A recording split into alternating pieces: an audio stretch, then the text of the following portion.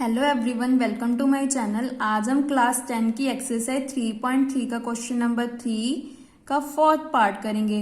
अगर आपने previous parts नहीं किए हैं तो डिस्क्रिप्शन में प्लेलिस्ट का लिंक गिवन है, आप वहां से देख सकते हैं। क्वेश्चन 3 का part number 4। The taxi charges in a city consist of a fixed charges together with the charge for the distance cover। जो हमारे टैक्सी ड्राइवर है वो हमारे डिस्टेंस का फिक्स चार्ज लेता है for a distance of 10 kilometre. अगर हम 10 किलोमीटर डिस्टेंस ट्रेवल करते हैं तो वो हमसे 105 रुपीज लेता है। अगर हम 15 किलोमीटर ट्रेवल करते हैं तो वो हमसे 155 रुपीज लेते हैं। What are the fix charge and the charge per kilometre. तो सबसे पहले हमें फिक्स चार्ज लेना पड़ेगा और चार्ज पर किलोमीटर लेट करना पड़ेगा। How much does a person have to pay for travelling a distance of 25 kilometre.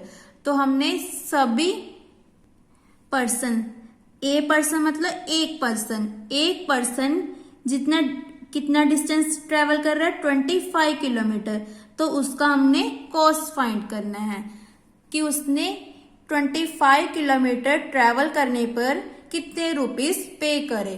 तो सबसे पहले हम लेट कर लेते हैं। Let the fixed charge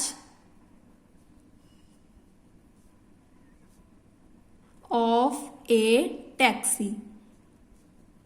cost है तो इसको हम रुपीज में लेंगे। Let the fix charge of a taxi is equal to x rupees. And अब हमें चार्ज पर किलोमीटर भी लेना पड़ेगा। एंड कॉस्ट ऑफ या चार्जेस ऑफ, इसको काट देते हैं, चार्जेस फॉर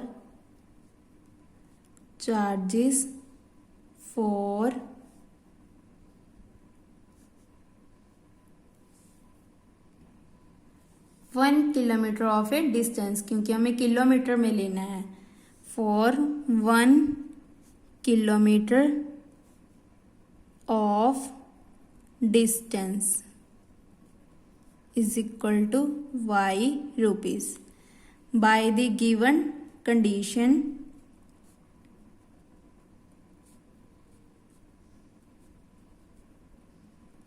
गिवन क्या है,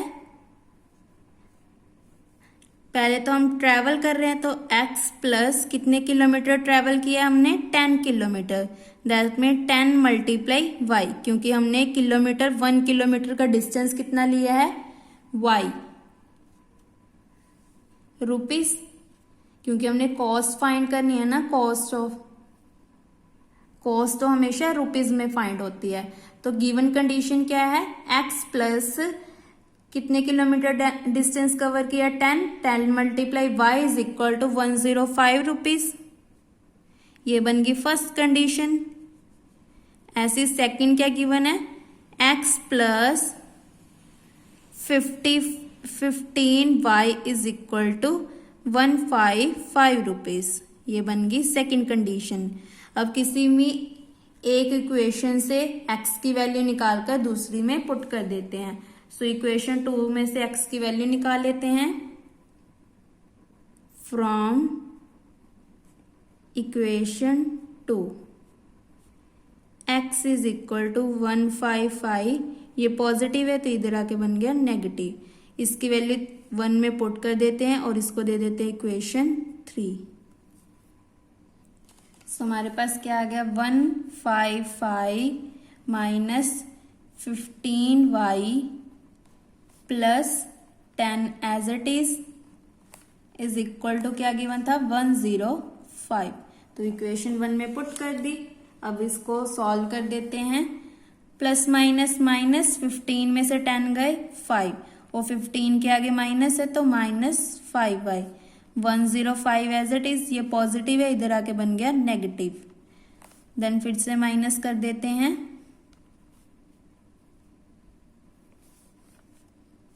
5 में से 5 गए 0, 5 में से 0 गए 5, 1 में से 1 गए 0, इन दोनों में बड़ा ये है तो इसके आगे minus.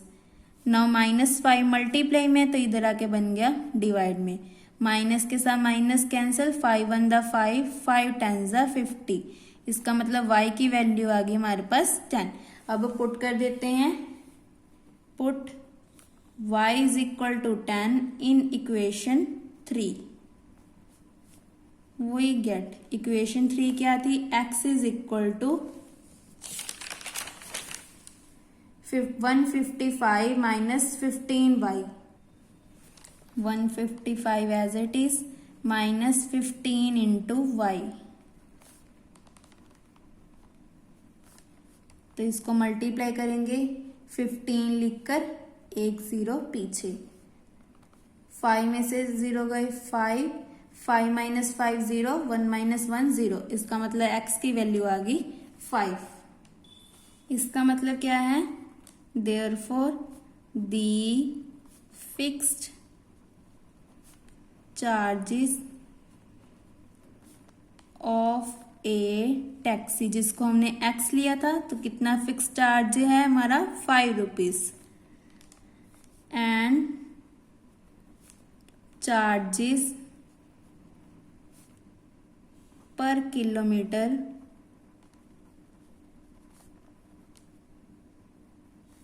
Is equal to 10 rupees.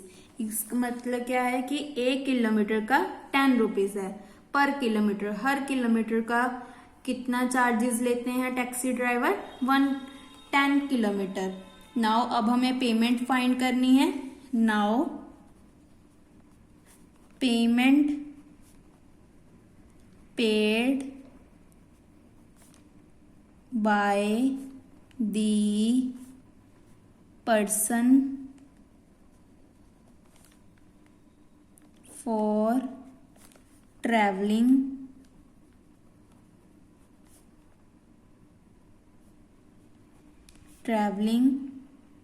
a distance of 25 kilometre. तो इसको कैसे फाइंड करेंगे, चार्जेस हमने कितने लिए थे x और डिस्टेंस क्या लिया था y, तो चार्जेस प्लस 25 इंटू वाई, तो x एंड y की वैल्यू पुट कर देते हैं। x की वैल्यू आई है हमारे पास 5 प्लस 25 हमारा डिस्टेंस था, तो ये एज इट इज y कितना लिया हमने, हमारा आया है 10। कैसे लिया है, x प्लस 25y, जैसे हमने गिवन कंडीशंस बनाई थी। x प्लस डिस्टेंस कितना कवर किया था 10, 10y इज इक्वल टू 105, ऐसी x plus 15y is equal to 155, ऐसे हमने ये इक्वेशन बनाई है। x प्लस डिस्टेंस कितना 25 मल्टीप्लाई y, तो x एंड y की वैल्यू पुट कर दी। यहाँ पे रीजन देंगे because x is equal to 5, y is equal to 10। Now 5 as it is, 25 भी एज इट इज, पीछे एक 0, देन दोनों को प्लस कर देते हैं, 0 प्लस 5 5, 25 एज इट इज, तो ये आ गया हमारा 25 किलोमीटर का कितना चार्जेस आया, कितना आया है 255 rupees. Fifth part, a fraction becomes 9/11 if 2 is added to the both numerator and the denominator. If 3 is added to both the numerator and denominator, it becomes 5/6. Find the fraction. Fraction क्या होता है, जो x upon y की form में हो। तो सबसे पहले हम लेट कर लेते हैं, let the given fraction is equal to x upon y।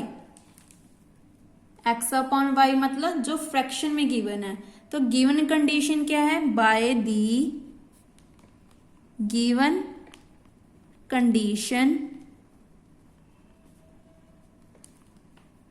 x upon y, दोनों में हमने ऐड क्या करना है, 2 ऐड करना है, 2 ऐड कर दिया, बिकम्स मतलब इक्वल टू क्या आ रहा है 9/11, 11। तो ये बन गई फर्स्ट इक्वेशन। सेकंड इक्वेशन क्या गिवन है, न्यूमिनेटर एंड डिनोमिनेटर में ऐड करना है हमने 3। इसका मतलब x upon y as it is, दोनों में ऐड करना है हमने 3, बिकम्स मतलब इक्वल टू, किसके इक्वल टू आ रहा है 5 अपॉन 6 के। तो ये दो कंडीशंस हमें गिवन है, इन दोनों कंडीशंस को सॉल्व करके x एंड y की वैल्यू फाइंड करनी है, देन यहाँ पे पुट कर देनी है। सो किसी भी एक इक्वेशन को सॉल्व करके x की वैल्यू फाइंड करते हैं। सो इक्वेशन 1 से x की वैल्यू फाइंड करते हैं, कैसे फाइंड करेंगे, क्रॉस मल्टीप्लाई करके। From equation 1 we get, then दोनों को क्रॉस मल्टीप्लाई कर देते हैं। 11 multiply x plus 2 is equal to 9 multiply y plus 2। Now 11 को x के साथ मल्टीप्लाई किया, 11x, 11 2 ज़ा 22, 9y, 9 2 ज़ा 18। x की वैल्यू निकालने तो 11x एज इट इज, 22 को उधर ले आते हैं। 18 में से 22 को माइनस किया, -4, और 11 मल्टीप्लाई में है तो नीचे आके बन गया डिवाइड में। इसको दे देते इक्वेशन 3। इक्वेशन 1 से वैल्यू निकालिए तो इक्वेशन 2 में पुट कर देते हैं x की वैल्यू। पहले इक्वेशन 2 को क्रॉस मल्टीप्लाई करके प्रॉपर फॉर्म में बनाते हैं, देन उसको पुट कर देंगे। फ्रॉम इक्वेशन 2, सो दोनों साइड क्रॉस मल्टीप्लाई किया तो 6 left hand side, x plus 3 as it is equal to 5 multiply y plus 3। Then multiply कर देते हैं, 6 है, 6 3 is the 18, 5y, 5 3 is the 15। Now अब हम क्या करते हैं, वेरिएबल्स को एक साइड ले आते हैं। 6x minus 5y is equal to 15 minus 18। 6x minus 5y as it is -3। अब x की वैल्यू पुट कर देते हैं। x की वैल्यू कितनी आई थी हमारी, 9y minus 4 upon 11, minus 5y as it is -3, using 3। Side में रीजन दे दिया कि कहाँ से वैल्यू आई है। नाउ 9 6 ज़ा 54, 6 4 ज़ा 24 upon 11 minus 5y minus 3। Now LCM लेना पड़ेगा।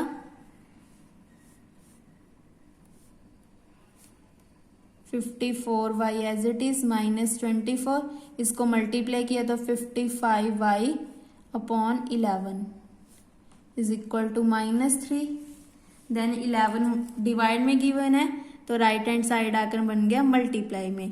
54 में से 55 को माइनस किया तो -y, क्योंकि 55 के आगे माइनस है तो -y, minus 24 as it is, -3 multiply 11, so -y as it is. 11 3 is 33, ये पॉजिटिव है, नहीं नेगेटिव है, इधर आके बन गया पॉजिटिव।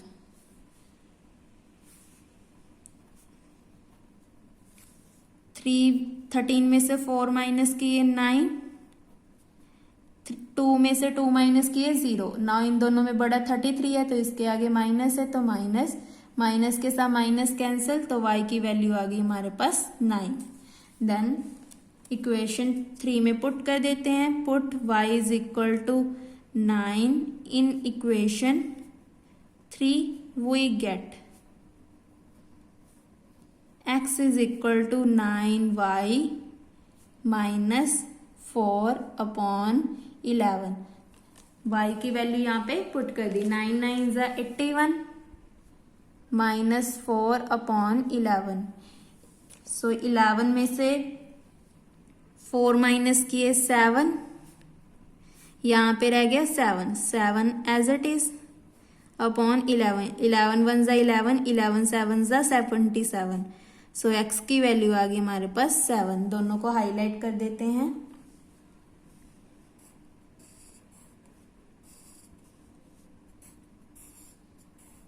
सो हमें फ्रैक्शन पूछा था, तो फ्रैक्शन क्या आ गई, hence the required fraction, hence the required fraction is x upon y। x की वैल्यू आई है 7, y की वैल्यू हमारी आई है 9। Next part, 6th part, 5 years hence, hence मतलब बाद में, 5 साल बाद, the age of Jacob will be 3 times the that of the sun। For example अगर सन की एज 3 है तो जकॉब की एज क्या होगी, 3 मल्टीप्लाई 3 इज 9। ऐसी 5 years ago, अगो मतलब होता है पहले, Jacob age was 7 times that of the son. अगर सन की एज x है तो जकॉब की एज क्या होगी, 7 multiply x। What are their present age? तो सबसे पहले हम एज लेट कर लेते हैं, let the present age of Jacob is equal to x years and the present age of son की एज ले लेते हैं हम y ईयर्स। अब हमें क्या बोला है, 5 years hence, 5 years hence, hence मतलब बाद। अगर हमारी एज 11 है तो 3 साल बाद कितनी होगी, 11 + 3 is 14। सो यहां पे लिख लेते हैं एज ऑफ जकॉब कितनी हो जाएगी, x + 5, उसमें ऐड कर देंगे 5, ऐसी हमारी आ जाएगी सन की एज ऑफ सन की एज कितनी आ जाएगी, y + 5। अगर हमारी प्रेजेंट एज 15 है तो 5 साल बाद कितनी हो जाएगी, 20। ऐसी उसकी सन की एज कितनी हो जाएगी, उससे कम होगी। आप 10 या 14 15 कुछ भी लगा सकते हो। फॉर एग्जाम्पल यहाँ पे 5 ले लेते हैं कि उस जकॉब की एज 10 है, सन की एज 5 है, तो 10 + 5 is 15 और 5 + 5 is 10। नाउ अब हमें क्वेश्चन में क्या बोला है, by the given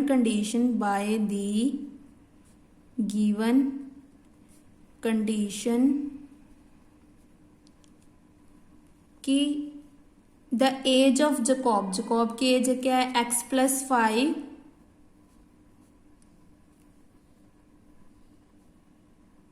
will be का मतलब equal to 3 times 3 multiply that of his son की एज क्या है, y + 5।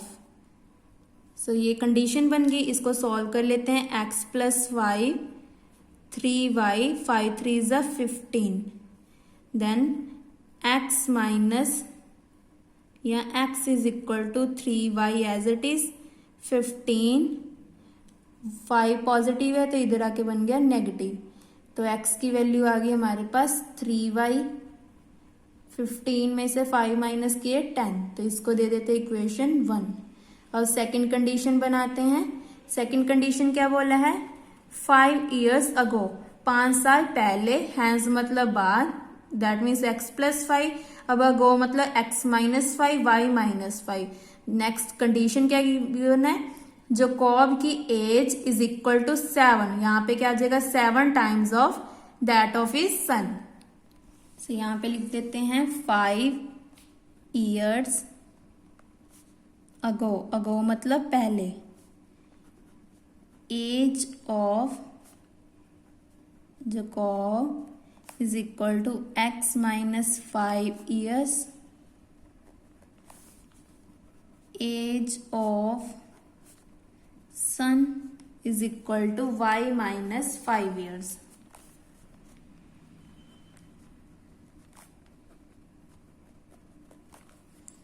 By the given condition क्या गिवन है कि जैकब की age x minus Y will be 7 times of his son. Then फिर से सॉल्व कर देते हैं. x minus 5 is equal to 7y. 7 5 ज़ा 35. x 5 हमारा नेगेटिव है, उधर जाके बन गया पॉजिटिव.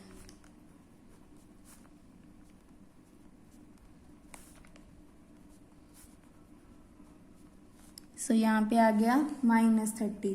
पुट कर देते हैं x की वैल्यू. x की वैल्यू कितनी आई थी हमारी स्टार्टिंग में 3y प्लस 10. सो यहाँ पे पुट कर देते हैं 3y plus 10 is equal to 7y minus 10 using 1. Side में रीजन दे दिया कि कौन सी इक्वेशन यूज की है. नाउ 3y ये पॉजिटिव है, इधर आके बन गया नेगेटिव. -30 माइनस 10. 7 में से 3 गए -4. Minus minus plus 30 plus 10 is 40. Minus के साथ minus cancel. y is equal to 40/4. 4 1 ज़ा 4. 4 10 ज़ा 40. इसका मतलब सन की एज कितनी आ गई 40. अब जैकब की एज निकाल लेते हैं. Put y is equal to 10 in equation 1. We get so x is equal to 3y. 3 multiply 10 plus 10. 3 10 ज़ा 30. 30 प्लस 10 इज 40. सो जैकब की एज आ गई 40.